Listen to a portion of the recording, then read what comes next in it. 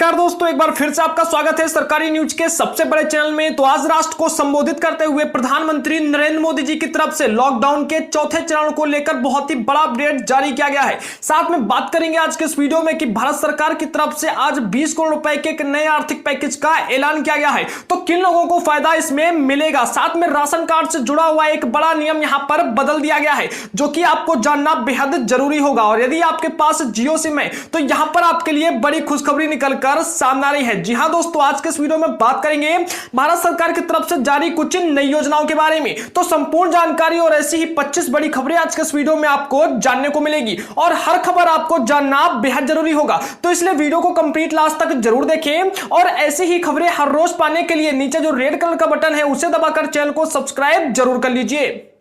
चलिए सबसे पहले बात करते हैं आज के ताजा कोरोना आंकड़ों के बारे में। तो अभी तक विश्व भर में लगभग 42,78,248 व्यक्ति इससे संक्रमित हैं। वहीं 2,87,698 व्यक्ति दम तोड़ चुके हैं। राहत भरी खबर यह है कि लगभग 15,37,615 व्यक्ति स्वस्थ होकर घर वापस लौट चुके हैं। वहीं अगर बात की जाए भारत के आंकड़ों की तो भारत में अभी तक लगभग 71,348 व्यक्ति इससे संक्रमित है। वहीं 2,310 व्यक्ति अपना दम तोड़ चुके हैं। राहत भरी खबर यह है कि लगभग 23,033 व्यक्ति स्वस्थ होकर घर वापस लौट चुके हैं। चलिए बात करते हैं एक और बड़ी खबर के बारे में कि आज प्रधानमंत्री नरेंद्र मोदी जी ने राष्ट्र के नाम संबोधन में एक तरफ जहां 20 लाख करोड़ के आर्थिक पैकेज का ऐलान किया है तो वहीं दूसरी तरफ उन्होंने यह भी साफ कर दिया है कि 17 मई के बाद भी लॉकडाउन जारी रहेगा। प्रधानमंत्री नरेंद्र मोदी जी ने कहा है कि लॉकडाउन का चौथा चरण पूरी तरह से नए रंग रूप वाला होगा, नए नियमों वाला होगा। राज्यों से जो हमें सुझाव मिल रहे हैं उनके आधार पर लॉकडाउन चार्ट से जुड़ी संपूर्ण जानकारी आपको 18 मई से पहले दे दी जाएगी।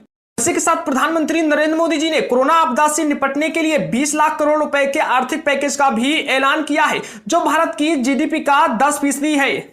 चलिए बात करते हैं आज की पहली और बड़ी खबर के बारे में जो कि पश्चिम बंगाल से जुड़ी हुई आ रही है। तो इस वक्त पश्चिम बंगाल सरकार की तरफ से बहुत ही बड़ा फैसला लिया गया है क्योंकि 11वीं के छात्रों को अब अगली कक्षा में प्रमोट किया जाएगा। जी हां, आपको बता दें कि देश भर में कोरोना महामारी संक्रमण को देखते हुए अन्य राज्यों की तरह ही अब पश्चिम बंगाल सरकार ने भी 11वीं के छात्रों के लिए इस वक्त बड़ा फैसला लिया है। इसके मुताबिक अब 11वीं के छात्र छात्रों को भी अगली कक्षा में प्रमोट किया जाएगा। इस संबंध में Paschim Bangal council of higher secondary educational ने संस्थानों को एक नोटिस भी जारी कर दिया है। इस नोटिस में कहा गया है कि कक्षा 11वीं के सभी छात्रों को बिना परीक्षा के ही अगली कक्षा यानी कि कक्षा 12 में पदोन्नत कर दिया जाए। इसी के साथ बात करते हैं एक और बड़ी खबर के बारे में जो कि रेलवे से जुड़ी हुई आ रही है। तो रेलवे की तरफ से पैसेंजर ट्रेनों का संचालन शुरू कर दिया गया है। हालांकि अभी सिर्फ कुछ ही पैसेंजर ट्रेनों का संचालन शुरू किया गया है और जिसके लिए ऑनलाइन टिकट की बुकिंग ही कराई जा रही है। तो इसके अनुसार जो सरकार की तरफ से और रेलवे की तरफ से डाटा जारी हुआ है उसके अनुसार लगभग 16 करोड़ रुपए से ज्यादा का टिकट यहां पर बिक चुका है। यानी कि अभी तक लगभग 80,000 से ज्यादा यात्रियों ने टिकट को बुकिंग करा दिया है। आपको बता दें कि भारतीय रेलवे ने मंगलवार को बताया था कि विशेष ट्रेनों के लिए अभी तक 80,000 से अधिक यात्रियों ने 16.15 करोड़ रुपए की 45,000 से अधिक टिकटें बुक की हैं। रेलवे के मुताबिक अभी तक अगले 7 दिन के लिए 16.15 करोड़ रुपए की 45,533 पीएनआर बुकिंग भी की गई है। इन टिकटों पर करीब 82,317 लोग यात्रा करेंगे। न्यूज एजेंसी पीटीआई ने सभी डाटा को जारी किया है। इसी के साथ बात करते हैं एक और बड़ी खबर के बारे में कि मोदी सरकार की तरफ से राशन कार्ड से जुड़ा हुआ एक नियम बदल दिया गया है। जी हां, आपको बता दें कि खाद्य मंत्रालय ने राशन कार्ड को आधार से जोड़ने की समय सीमा 30 सितंबर तक बढ़ा दी है। यानी कि यदि अभी तक आपने अपने राशन कार्ड को आधार से लिंक नहीं किया है तो अब आपको घबराने की जरूरत नहीं है क्योंकि अब आप 30 सितंबर तक अपने राशन कार्ड को आधार से लिंक कर सकोगे। आपको बता दें कि मोदी सरकार के इस फैसले से कोरोना वायरस महामारी के बीच करोड़ों लोगों को फायदा होगा। केंद्र सरकार ने यह फैसला ऐसे समय लिया है जब सुनने में आ रहा था कि आधार से नहीं जुड़े राशन कार्ड सभी रद्द कर दिए जाएंगे। यानी कि यदि अभी तक आपका राशन कार्ड आधार से जुड़ा नहीं है तो आपका राशन कार्ड रद्द नहीं किया जाएगा। दरअसल सरकार ने बार बार कहने के बावजूद अब तक करोड़ों राशन कार्ड धारक हैं जो आधार कार्ड से लिंक नहीं हो सके हैं।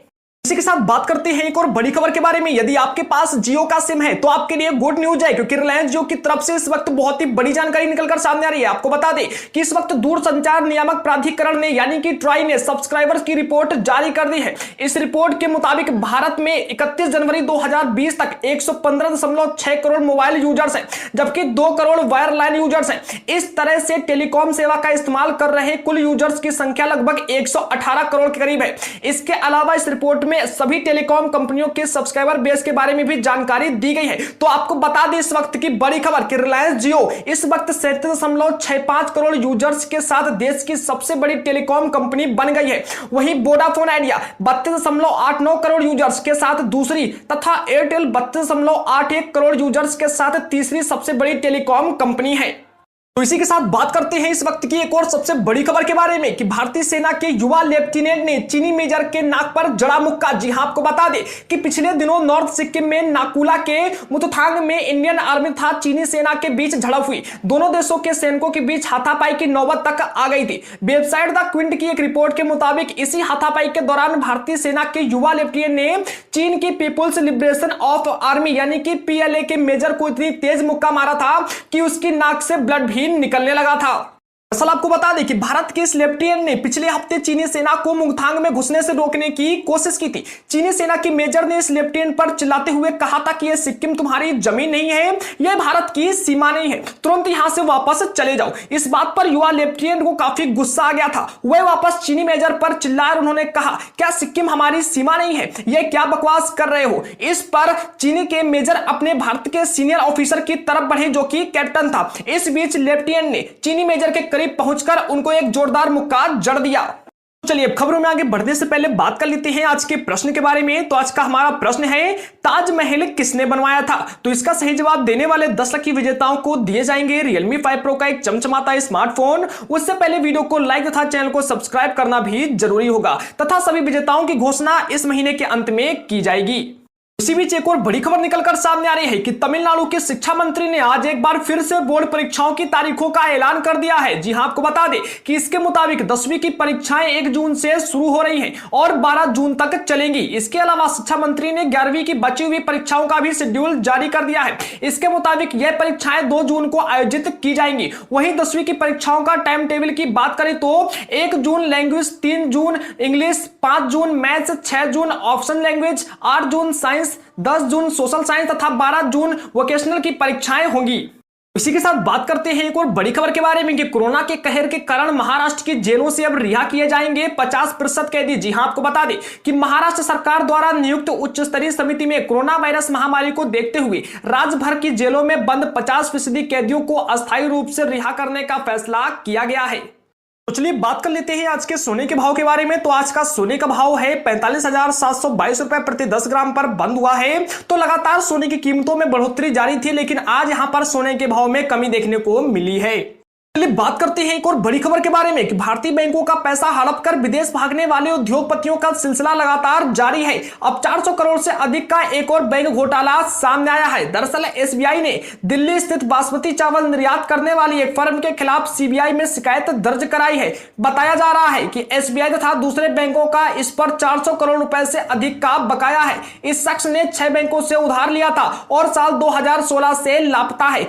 SBI ने शिकायत तब की जब उसका रुपया वापस नहीं मिला, क्योंकि आरोपी अपनी ज्यादातर संपत्ति बेचकर फरार हो गए हैं। इसी बीच बात करते हैं एक और बड़ी खबर के बारे में कि भारत सरकार की तरफ से इस वक्त अटल पेंशन योजना से जुड़ी हुई बहुत ही बड़ी खबर निकलकर सामने आ रही है कि अटल पेंशन योजना से 5 सालों में 2.23 करोड़ लोग जुड़ चुके हैं। जी हां, आपको बता दें कि सरकार की सामाजिक सुरक्षा से जुड़ी अटल पेंशन योजना को लागू हुए अब 5 साल हो गए हैं। प्रधानमंत्री नरेंद्र मोदी ने 9 मई 2015 को इस योजना की शुरुआत की थी। इस योजना में निवेश करने पर आपको 60 साल की आयु के बाद 1,000 रुपए से लेकर 5,000 रुपए तक की मासिक पेंशन मिलती है। इस योजना को pension fund regulatory and development authority द्वारा संचालित किया जाता है। PERDA ने जानकारी दी है कि इस योजना से अब तक 2.23 करोड़ लोग जुड़ चुके हैं। यदि आपको भी इस योजना से जुड़ना है तथा इस योजना से जुड़ी हुई कंप्लीट जानकारी प्राप्त करनी है तो आप हमें कमेंट कीजिए ताकि आने वाले वीडियोस में हम आपको कंप्लीट जानकारी प्रोवाइड करा सकें। चलिए बात करते हैं एक और बड़ी खबर के बारे में कि आज प्रधानमंत्री नरेंद्र मोदी जी की सभी राज्यों के CM के साथ हुई बातचीत में बिहार, महाराष्ट्र, पंजाब, पश्चिम बंगाल तथा तेलंगाना राज्य के CM ने लॉकडाउन बढ़ाने की मांग की है। और दोस्तों, हो सकता है कि लॉकडाउन जो है वह 17 मई के बाद भी आगे बढ़ाया जाए। हालांकि इसका अंतिम फैसला केंद्र सरकार लेगी।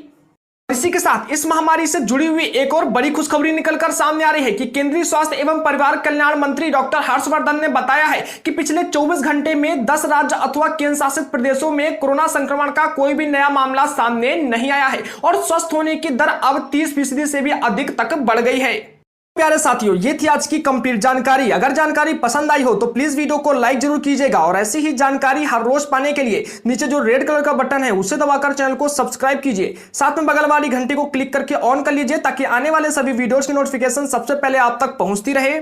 तो इसी के साथ एक छोटी सी विनती आपसे और कि यदि इस महामारी को भारत से हमेशा के लिए दूर भगाना है तो भारत सरकार की तरफ से जारी सभी दिशा निर्देशों का पालन जरूर करें। जैसा कि भारत सरकार की तरफ से लगातार कहा जा रहा है कि सभी लोग लॉकडाउन का पालन करें, अपने घर में रहें जब तक इस महामारी से छुटकारा नहीं मिलता है। तो कृपया सभी लोग अपने घर में रहें, सुरक्षित रखें तथा दूसरों को भी सुरक्षित रखें। अगर किसी कारणवश बाहर भी जाना पड़ता है तो कृपया मास्क पहनकर जरूर